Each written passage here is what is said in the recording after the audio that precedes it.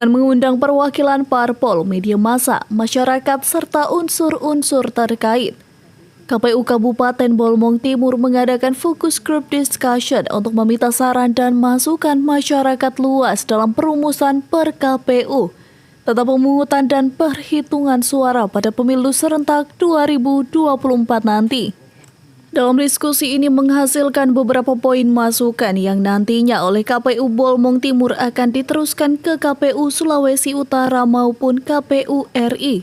Ya, kami tadi sudah melaksanakan fokus grup diskusi dengan sejumlah partai politik dan juga teman-teman media massa membicarakan terkait dengan rancangan PKPU terkait dengan pemungutan dan penghitungan suara nanti di pemilu 2024. Sudah banyak hal yang dibicarakan, diantaranya kami mendapatkan beberapa masukan dari sejumlah peserta fokus grup diskusi terkait dengan efektif dan efisiennya waktu dalam nanti pemungutan dan penghitungan suara. Bahkan beberapa peserta diskusi tadi sempat mengusulkan untuk simulasi terkait dengan durasi waktu yang dibutuhkan per orang dalam proses nanti pemungutan dan penghitungan suara. Kemudian tadi ada usulan-usulan terkait dengan rancangan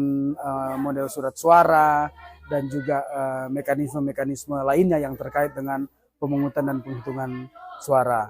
Jomo berharap dari usulan ataupun masukan yang dihasilkan nantinya ada yang akan diterima sebagai acuan KPU RI dalam merumuskan per KPU tentang kebijakan pemungutan dan perhitungan suara pada pemilu 2024 nanti. Tim Liputan Kawanua TV melaporkan.